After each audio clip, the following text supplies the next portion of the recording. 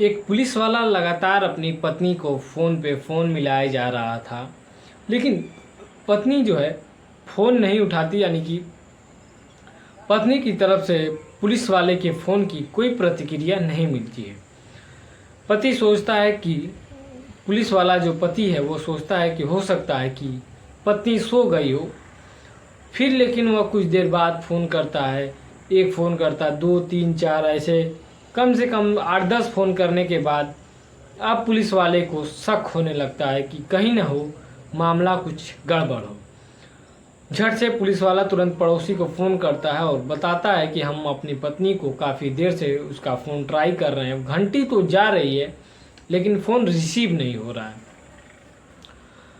क्या जाकर तुम देख सकते हो कि वह कहाँ है और ऐसा तो नहीं कि कोई दिक्कत है, कोई गड़बड़ है। पड़ोसी जो है वह फ़ोन से बात करते ही उसके घर पहुंच जाता है, चूँकि बगल का ही होता है। और पहुंचने के बाद देखता है कि गेट पर तो मेन गेट जो है वो उसमें ताला लगाया गया है बाहर से। तो यह बात पुलिस वाले को बताता है कि सर आपके घर में जो है बाहर से ताला लगाया गया है। वो कहता है कि ठीक है, खिड़की से झांक कर देखो कि कोई अंदर दिख तो नहीं रहा। तो खिड़की ऐसा होता है कि सीधे वो आंगन में दिखाई देता है खिड़की के माध्यम से। जब वो व्यक्ति पड़ोसी खिड़की से देखता है तो पता चलता है कि खिड़की के सहारे जब वो आंगन में देखता है तो आंगन में खून के छींटे होते हैं और वह तुरंत समझ जाता है कि कुछ न कुछ मामला तो ज़रूर गड़बड़ है। और यह बात जो है वह पुलिस वाले को बताता है कि आपके आंगन में खून दिखाई दे रहा है, खून के छींटे दिखाई दे रहे हैं, आप कहाँ हैं और जल्द से आ जाइए, आपके यहाँ कुछ न कुछ प्राकृतिक घटनाएं होने की संभावना है। और तुरंत पुलिस वाला देर नहीं करता और उसने तुरंत कंट्रोल रूम को सूचना देता है कि ऐसी ऐसी बात है, और जो उसका मकान है उस जगह का लोकेशन बताता है। उसका मकान दिल्ली के रायपुर में होता है और उस जगह पुलिस पहुंचती है और खुद पहुंचता है। तो जब पुलिस और प्रशासन अपने जो है पहुंचते हैं उस जगह पर तो देखते हैं कि बाहर से ताला मारा गया है, लेकिन उस ताले को तोड़ने के बाद जब अंदर जाते हैं तो पता चलता है कि जो पुलिस वाले की पत्नी होती है उसके शरीर पर धारदार हथियार से वार कर उसे हत्या कर दिया गया। अब आसपास के जो मोहल्ले वाले होते हैं उनकी भीड़ इकट्ठा होती है, पुलिस प्रशासन पहले से ही मौजूद होती है। पुलिस प्रशासन के लोग उस शव को कब्जे में लेकर उसे पोस्टमार्टम के लिए भेजते हैं और पुलिस वाला जो है वह एफआईआर अज्ञात लोगों में एफआईआर दर्ज कराता है। अब पुलिस के लिए चुनौती ये हो जाती है कि आखिर कत्ल का वजह क्या है। लोग भी यही जानना चाहते हैं कि कत्ल का वजह क्या है, और इतना शातिर कातिल की भरे सब मोहल्ले में आकर और इस तरह की घटना को अंजाम देकर चला जाता है, आखिर क्या वजह है। और वह भी किसी आम व्यक्ति की नहीं बल्कि एक पुलिस वाले की पत्नी है। दोस्तों, क्या है पूरी कहानी और पूरा घटनाक्रम, उसे हम कहानियों के माध्यम से समझने का प्रयास करेंगे। नमस्ते, प्रणाम, मैं पवन प्रजापति और आप देख रहे हैं हमारा यूट्यूब चैनल पवन प्रजापति स्टोरी। आपसे एक छोटी सी रिक्वेस्ट है कि आपने अभी तक हमारे चैनल को सब्सक्राइब नहीं किया है तो चैनल को सब्सक्राइब करना ना भूलें और बेल आइकन को प्रेस करना भी ना भूलें। दोस्तों, चलिए आज की घटना की जो कहानी है उसकी शुरुआत करते हैं।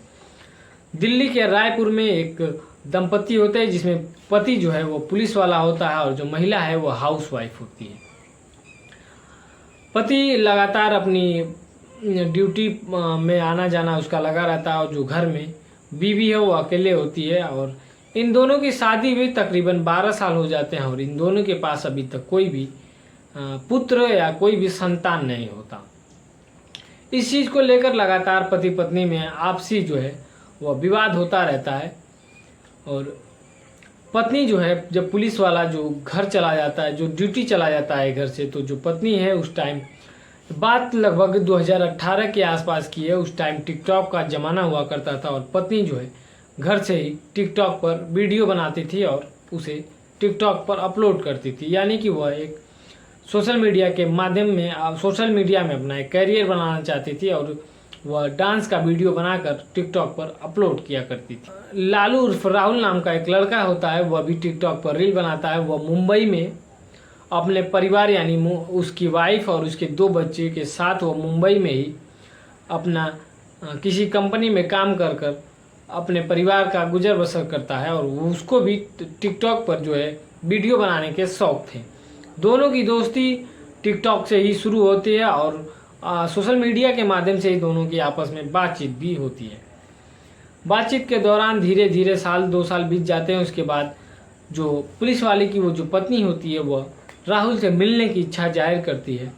तो राहुल फ्लाइट का टिकट लेता है और वह तुरंत दिल्ली पहुंच जाता है और वहां से रायपुर पहुंचता है। लेकिन इस बीच पुलिस की जो पत्नी होती है वो कहती है कि अगर तुम ऐसे नॉर्मल व्यक्ति की तरह आओगे तो लोग जो है शक कर जाएंगे और यह बात जो है हमारे पति को पता चलेगी तो तुम्हारे लिए ठीक नहीं होगा। तो राहुल एक प्लान तैयार करता है और वह डिलीवरी बॉय बनकर जो है उसके घर जाता है पुलिस वाले के, और वहाँ पर जब तक उसका जी करता वह उस रूम में दोनों उसके साथ रहता, संबंध बनाता। और उसके बाद जब पुलिस वाले के आने की टाइम होती थी तो यह अपना धीरे से निकलता और मुंबई चला आता था।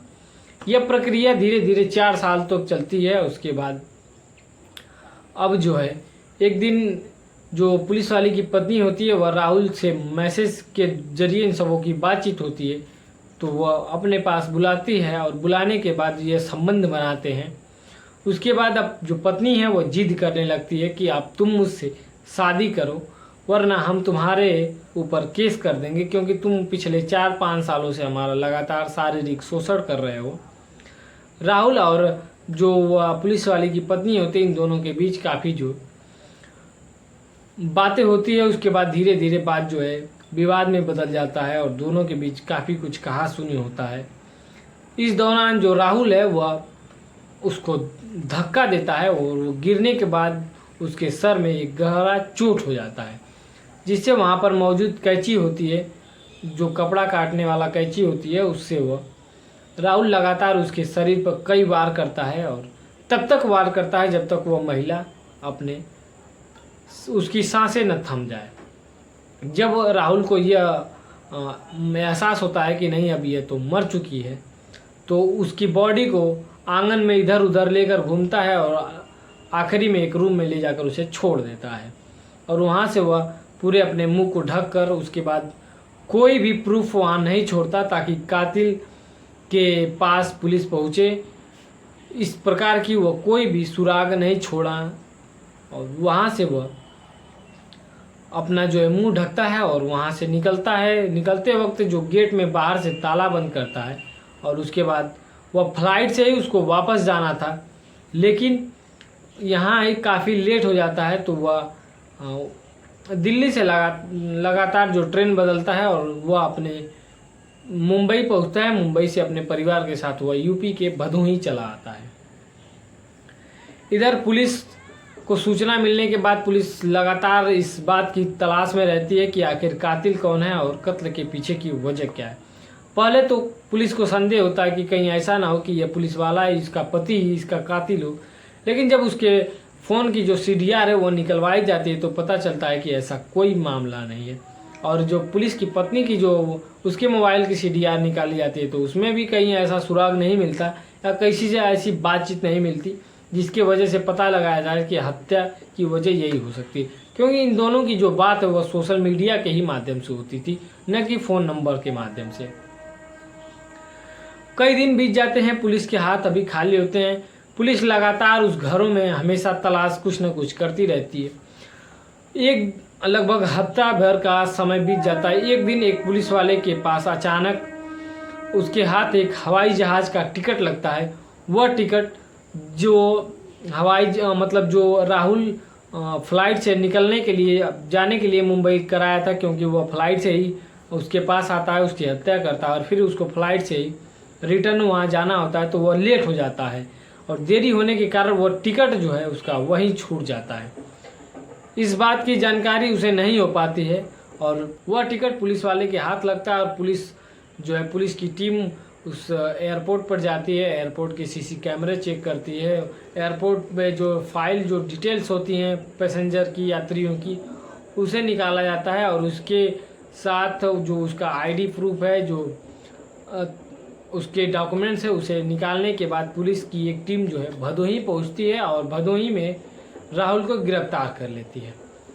राहुल जब पुलिस के हत्थे चढ़ता है तो पुलिस से सिर्फ एक सवाल करता है कि सर आखिर आपने हमारा पता कैसे लगाया, क्योंकि राहुल तो कोई सुराग ही नहीं छोड़ा था अपने जाने भर में कि वो कोई सुराग छोड़े और जिसके माध्यम से पुलिस उसके तक पहुंच जाए। लेकिन पुलिस भी कहती है कि पहले तुम हत्या करने की वजह बताओ, फिर हम बताएंगे कि हम तुम्हारे पास कैसे पहुंचे हैं। तो राहुल बताता है कि हम दोनों टिकटॉक पर वीडियो बनाते थे और दोनों मर्ज कर कर अपना वीडियो डालते थे। वीडियो हमारी भी खूब चलती थी और इसी दौरान हमारी बातचीत है वो बढ़ती है और हमारा जो आना जाना है वो भी बढ़ने लगता है। हम लगातार डिलीवरी बॉय की गेटअप में उसके साथ जाते थे उसके रूम पर और उसके साथ समय बिताते थे, संबंध बनाते थे। और जब पुलिस वाले के आने की समय होती थी तो हम वहाँ से निकल जाते थे। ऐसा करते करते लगभग 4 साल हो गया था और अब जो है पुलिस वाले की बीवी हमसे बेहद ही प्यार करने लगती है और वो हमारे साथ शादी करना चाहती।